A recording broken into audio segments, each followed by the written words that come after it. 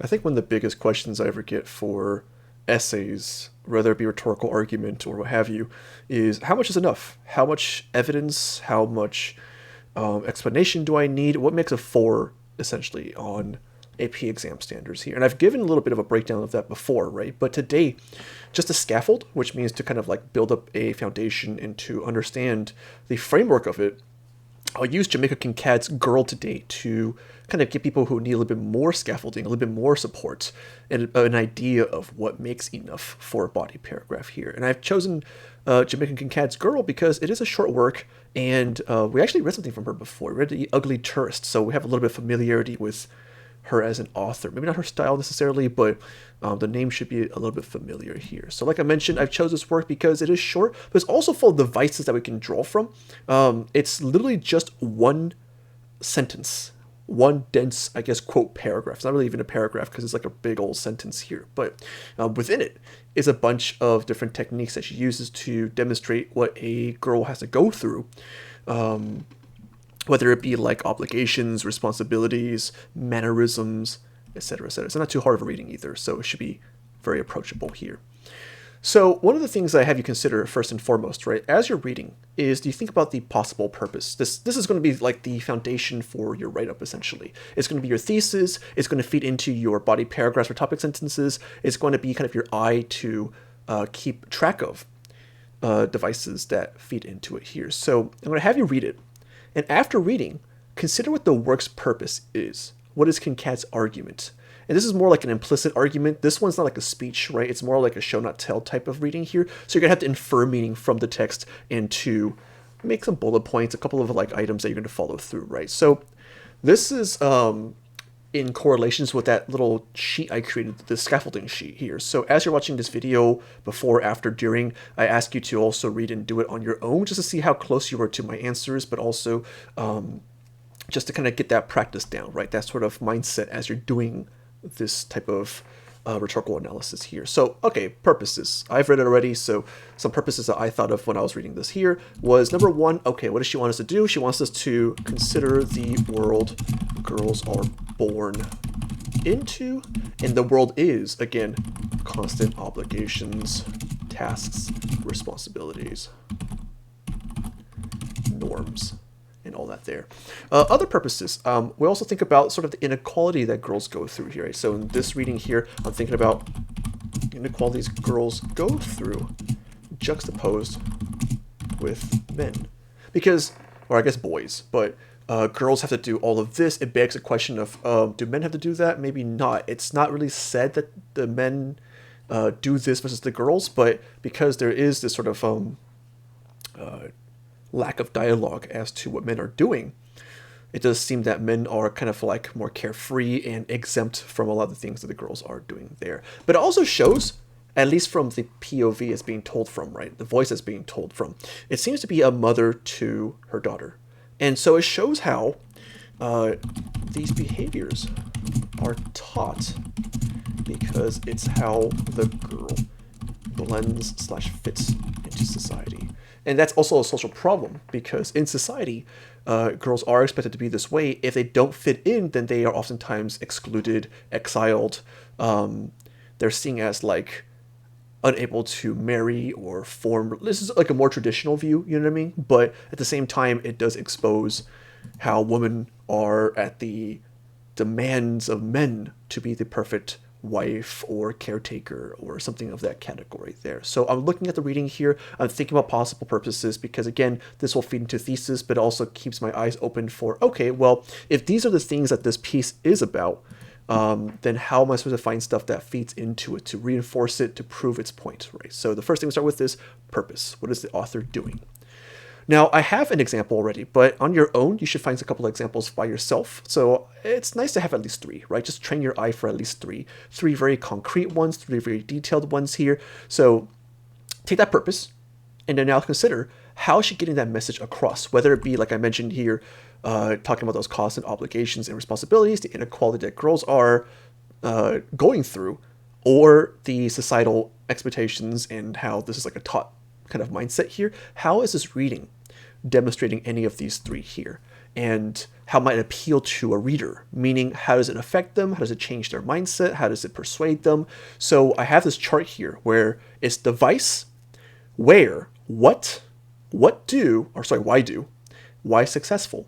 And these questions are to kind of push you towards those different levels of making a more effective body paragraph, right? So you don't just do summary, you actually do analysis. You're actually thinking about the rhetoric that's being done in this piece here through these steps. It's kind of like what we call metacognition, thinking about thinking. You have to get into the mindset of the author and think, okay, they wrote this, they said this, why would they in getting their point across? So in this logic, I start with device because on the AP exam, you do need some form of device, or some sort of like terminology to fit everything under. I do want to know where do you see it, because you got to prove to me you're seeing it in this specific example. Because if you're just telling me you see a anaphora, I'm like, great. How do you know? Where do you see it? I don't know if I can believe you until you put that evidence in front of me. What is it doing? So in this anaphora, I'll change it later, whatever. In this anaphora, what is the effect being done? What is the sort of like technique that's being employed here? Okay, well, once you understand that, why is this author doing it? You do a little bit of inference, you do a little bit of like personal reading here, right? And you think, okay, well, why would it do anaphora? Of all the devices out there, what is this device doing for us? And lastly, on your own explanations here, and it's kind of like blending with why do, right? But why is it successful? Why does it appeal to a reader so well? And how does it actually change their mindset then because she wrote it in this way? So for me, and again, you should look for your own examples, right? But I chose anaphora. And there's multiple examples of anaphora in her piece, but I saw it in this section here where she wrote, "This is how you sweep a whole house." And I should highlight this one. There's another one. I missed this one, but here, give me a second. Let me just do this real quick here. This is how you sweep a yard. This is how you smile to anyone or someone you don't like too much. This is how. And it keeps going, this is how, this is how, this is how, right? So I'm seeing it here. I'm showing my reader, hey, anaphora right here. I'm proving to you what I'm exactly seeing. All right, well, what's being done here? For me, I'm seeing that Kincaid shows a lot of series. So it shows us a series of things girls must do, and they're being taught by that, or taught those skills, those mannerisms and those approaches by, I'm assuming, their mother, right? Or it's like some older woman who's gone through the ropes as well. So what is she doing? She's showing us a series of tasks and responsibilities and obligations. All right, why is she doing this? Why do devices such as anaphora here? So I'm thinking, okay, it's a super long list of things a girl must do, and it's not even just chores, right? It shows how girls have to carry themselves a certain way in society. So the first part, it says sweep a whole house, sweep a yard. I'm thinking, okay, well, it makes sense, practical skills you might learn at home. But then it goes on to say, this is how you smile to someone you don't like too much. This is how you smile to someone you don't like at all. And it becomes more like social skills. It becomes more of ways that girls have to present themselves. And it makes us think like, oh, that's kind of true. Like girls do have to like do this extra layer of presentation that men don't really have to do. And so this is successful because for me, as I'm reading this long list, I'm thinking, wow, that's really overwhelming, right? Like to me as a reader, I'm thinking like this massive list is hard to learn just by reading it here. Like I'm looking at all this and there's way more, right? It goes on, and it makes me feel like, wow, if I was just being told this on the spot, I would have to really take some notes down. And it's so crazy to have to like keep all of this in your head at once. And that's what this list does here. It does create this constant like, this is how, this is how, this is how. Like it's almost as if girls have to like walk around the society and just be like, okay, this person's this and they're doing that, and I'm supposed to like the, you know what I mean? Like it's a constant anxious lifestyle of how to blend in. So I'm looking at anaphora, I'm going through these 5 steps here, and now I have all the tools I need to make my body paragraph. And so I put like a sample one. This is not like a really good one necessarily, but it gives you like a very basic understanding of what goes into that body paragraph, right? And so if I was to put it all together here, and this is just like a copy and paste, right? It's not just like these things I found and I just put it into this body paragraph here. I have to like rewrite it and also formulate it into full sentences and think about how they transition and connect with each other here, right? So what I did was I wrote, Kincaid utilizes a series of anaphora by listing things girls must learn to do. True, right? The device was anaphora, and it shows that she's like, listing things that girls have to do. True. Well, where do you see it? For me, I wrote, The repetition of "this is how" is followed by how to tend to a house, to other people, and to everything big and small in day-to-day life. So I just need a little bit of a snippet of a quote. I don't want to quote that big old thing, right? I just need what's enough, the actual phrase of anaphora, followed by maybe some paraphrasing of the specifics. So you always want to just pick and choose how much you need of the quote, not the entire thing often. All right, so that covers where I see it and what is it doing. Now I need to think about, okay, well, why do this here?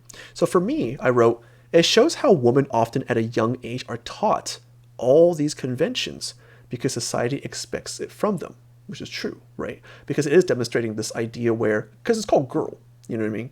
And they're being taught these conventions, and it's because it's not for their own fun. It's not because it makes you a better person. It's just because, well, it's what's expected. So in this case here, I'm thinking she's presenting this sort of like societal expectation. All right, well, why is it successful? So for me, I thought, well, providing this extensive series of tasks girls must process and remember can criticize a patriarchal society that makes it a norm for girls to do all of this, whereas men do not, which is true. Men don't have to do all this here, or at least by omission, it feels that way, right? So it's successful because it makes us understand that there is a criticism existing, that it does feel like there's a lot wrong with this world that girls are born into, and there is this sort of patriarchal society that, you know, girls are being funneled through, ironically, by older women, older girls, right? So that's it. That's all it really takes for a body paragraph, except it's not. So here's the deal. If you struggle with body paragraphs as a whole, getting to this point is good. If you can provide at least this much, it's a nice foundation, it's a good structure. You can definitely add more for these categories here of like where, what, why do, and successful. It's entirely up to you, right? But if you have at least this, there is some level of comprehension that you are demonstrating and proving to your reader. But there is an extra step now for those who are starting emerging a little bit more past the kind of foundations, right? And that is, okay, well, think about this. You have one evidence. Is that enough to prove to me a point? Maybe not, right? Maybe you need a little bit more, because if you, for anything in your life, give only one explanation or one evidence, it feels like it's lacking a lot to prove to me whatever you're making the point of. So for every body paragraph, it's actually ideal you find either more examples relating to the device or connecting it to another device to prove a bigger point. So I'm thinking like, okay, what does anaphora do here? Anaphora showed me that it's this patriarchal world, that women are born into this life of expectations and servitude, yes. More so, I guess servitude and obligation are kind of like in the same kind of realm there. But it's a very limiting world full of like do's and don'ts, right? What else makes me feel that way in this reading here, besides the anaphora? Well, for me, I gotta find another connection. I'm thinking even syntax, right? So what is the harder part? The harder part is now connecting these two devices together. So I have anaphora already. I'm thinking syntax. Well, let's do the whole thing again, right? Of device, where, what, why do, and why successful. So for me, I might think syntax. And where do I see it? Well, the whole reading, really. Because like I mentioned in the beginning here, this is a one-sentence essay, essentially. It's one long sentence broken up by semicolons and little em dashes all throughout.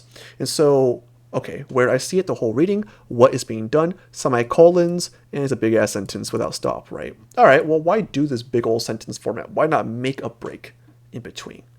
It's because women don't get a break. It's because women are constantly boom, boom, boom on the go, right? And so for me, I thought readers are able to see how exhausting it is being a woman. How exhausting it is being a woman is. Okay, hold on. How exhausting it is. Hold on. To be a woman.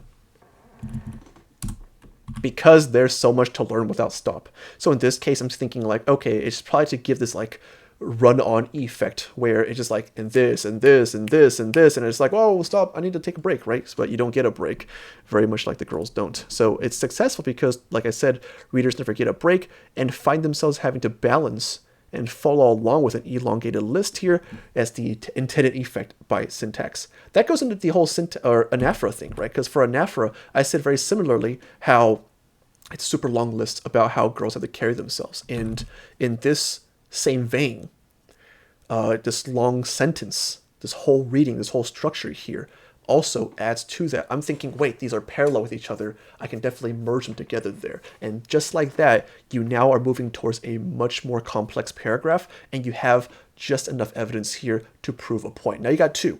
And now your reader feels more confident believing you because you have two very closely related, two feeding into the same topic, sentence, or observation here.